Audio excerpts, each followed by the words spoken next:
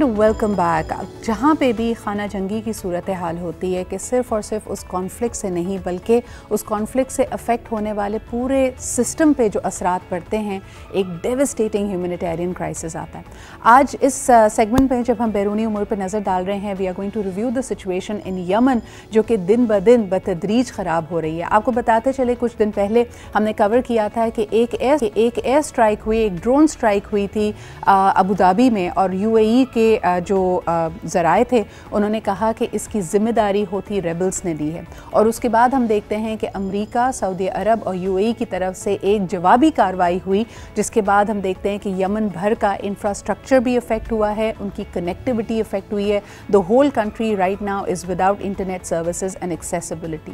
لیکن اس کی شروعات اگر ہم دیکھتے ہیں تو 2011 سے ہوئی ہے، جب ہم دیکھتے ہیں کہ ایک پولیٹیکل کرائسس آیا، اور یقیناً علی عبداللہ صالح جو کہ اتھارٹیرین پریزیڈنٹ مانے جاتے ہیں، وہ صورتحال پہ قابو نہ پا سکے. He had to hand over the authority, اور 2011 سے لے کے اب تک صورتحال مزید خراب ہو رہی ہے.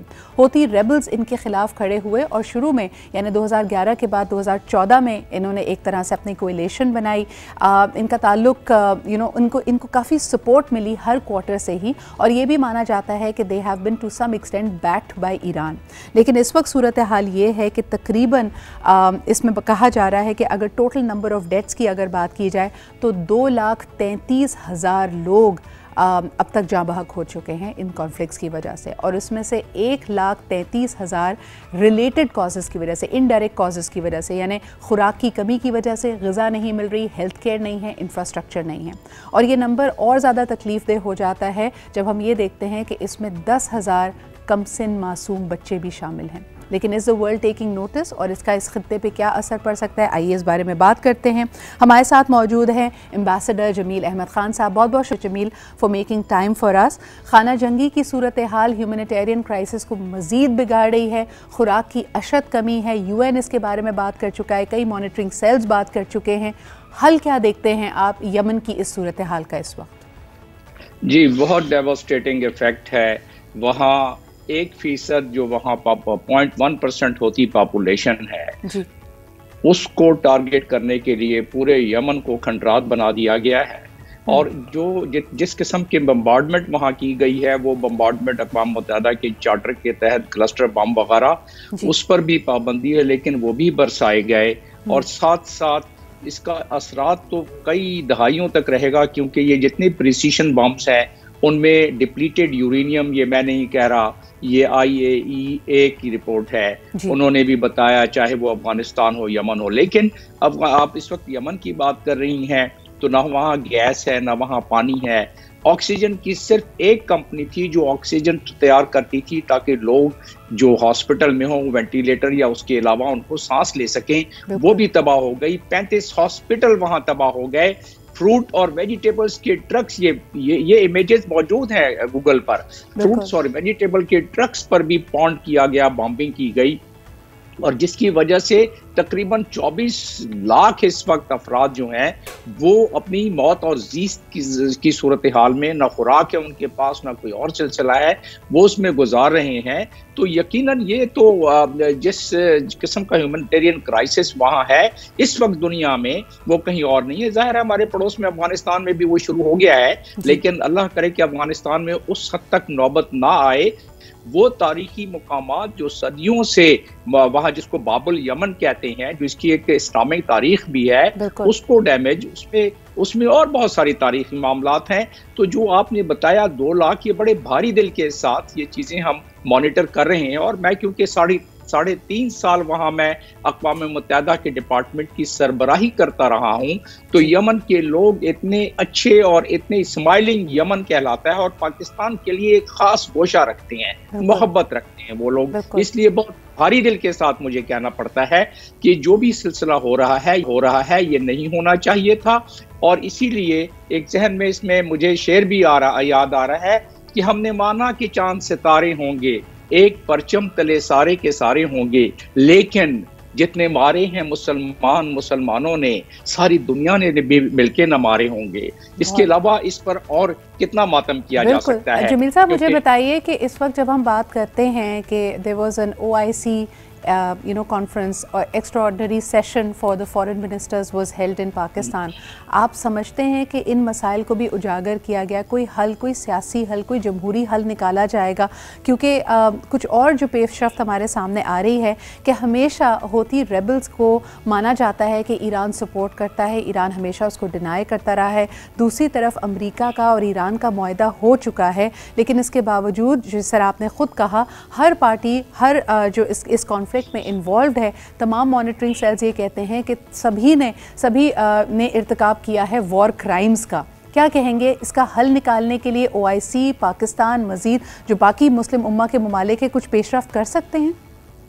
نہیں, یقیناً دیکھیں اس کے تو مسلم OIC کے چارٹر, اس کے آرٹیکل 9, آرٹیکل 10 میں یہ دیا ہوا ہے کہ سربراہان یا فارن منسٹر کونسل وہ بیٹھیں اور وہ اس معاملوں کو مشاورت کے ساتھ طے بھی کریں اور اس ہیومینٹیرین کرائسس کا حل بھی نکالیں. لیکن مگر اے کاش کہ وہ آرٹیکلز اس کو صحیح امپلیمنٹ کیا جائے, وہ نہیں ہو رہا ہے. اصل مسئلہ کیا ہے پوری دنیا میں جو اس وقت ہو رہا ہے اور خاص طور پر مسلم ممالک میں ہو رہا ہے, وہی بات, امیر, غریب, طاقتور, کم طاقتور, اثر رسوخ رکھنے والے ممالک, اثر رسوخ رکھنے والے ممالک نہیں, یہ سارے, جہاں تک پراکسی وار کا تعلق ہے وہ تو پورے خطے میں پھیلی ہوئی ہے.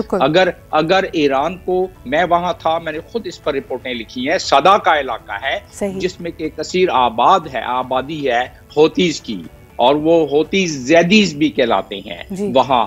تو بہرحال اس کی ایک بڑی ہسٹری ہے, وہ لمبی ہو جائے گی. جاننا چاہوں گی because the reason I wanted to connect these dots, ہم نے ویسے ہی دیکھا کہ کووڈ کے بعد بہت ساری جو ریاستیں ہیں ان کی معیشت مشکل کا سامنا کر رہی ہیں, لیکن جس قسم کے ہیومینیٹیرین کرائسس آپ نے خود اشارہ دیا افغانستان میں ہے, جس قسم کا کرائسس یمن میں ہے, ہم نے پہلے ہی دیکھا ہے کہ میڈیٹرینین سی دنیا کا سب سے بڑا قبرستان بن گیا ہے. لوگ وہاں سے کوچ کرنے کی کوشش کرتے ہیں, بہتر مواقع کی طرف, زندگی کی طرف, روزگار کی طرف جانے کی کوشش کرتے ہیں.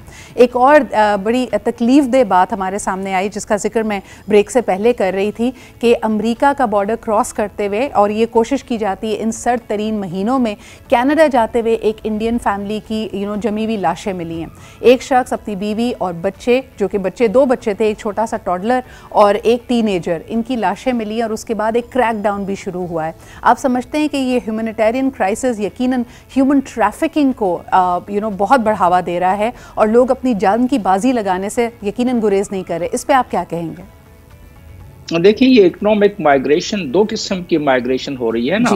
ایک تو آج کل مائیگریشن ہو رہی ہے اکنامک, تو کافی پہلے سے ہو رہی ہے, اور اس میں لوگ اپنی جان کی بازی لگا دیتے ہیں. کیا ہم نے نہیں دیکھا کہ لوگ ٹرکوں میں بھر کے پاکستان سے بھی جاتے ہیں اور ایران کے بارڈر اور ٹرکی میں ان کی لاشیں ملتی ہیں ان ٹرکوں میں سفوکیشن کی وجہ سے. تو یہی حال جب میں لیبیا میں سفیر تھا, تو وہاں جب میڈیٹرینین سے لوگ کراس کرتے تھے, ان کو پتا تھا کہ اس میں سے لوگ شاید ایک بھی نہ بچ سکے اور کشتیاں الٹ جاتی تھیں, اور اس طرف سے اٹالین فورسز, خاص طور پہ کیونکہ سب سے نزدیک بارڈر ان کا لگتا تھا, یا مالٹا, تو ادھر سے جب ان کی فورسز سامنے آ جاتی تھی تو کشتی والے بھاگنے کی کوشش کرتے تھے, لوگوں کی جانیں, اور پھر بہت دفعہ کشتی والے خود ان کو کہتے تھے کہ وزن ہلکا کرو, چھلانگ لگاتے جاؤ, یا اس کو دھکا دے کے اس کو پھینک دیتے تھے کہ وزن ہلکا کریں. تو جس قسم کے یہ ہیومن کرائسس اور یہ درندگی ہوتی ہے, لوگ اپنی جانوں کو داؤ پر لگا کر اکنامک مائیگریشن بھی کرتے ہیں, اور سیفٹی اور سیکیورٹی کے لیے بھی, جن ممالک میں کانفلکٹ ہے وہاں اچھے آسودہ لوگ بھی بھاگ رہے ہیں وہاں سے. آپ چند دنوں پہلے ہمارا یہیں دیکھ لیں ہمارے پڑوس میں کیا ہوتا رہا ہے افغانستان میں. تو پھر اس لحاظ سے لوگ پروں کے ساتھ لپٹ جاتے ہیں, لوگ کشتیوں کے ساتھ لپٹ جاتے ہیں, اور اپنی جان کو یہ لمحہ فکریہ ہے ترقی یافتہ ممالک کے لیے, کیونکہ دیکھیں کووڈ ہو, سفری پابندیاں لگا لی, لیکن جو کرائسس یہ دوسرے ممالک میں کریٹ کرتے ہیں اپنی انٹرونشنز کی وجہ سے, ان کی سیاست میں دخل اندازی کر کے, ان کے جمہوری عمل میں دخل اندازی کر کے ہونے والے کسی بھی انتشار کو, یعنی اگر کوئی ریبل ہے, کوئی خانہ جنگی ہے, اس کو ہم سب کو پتہ ہے کہ کون سی ایجنسیز کس طرح ان کو مال اور زر سے سپورٹ کرتی ہیں.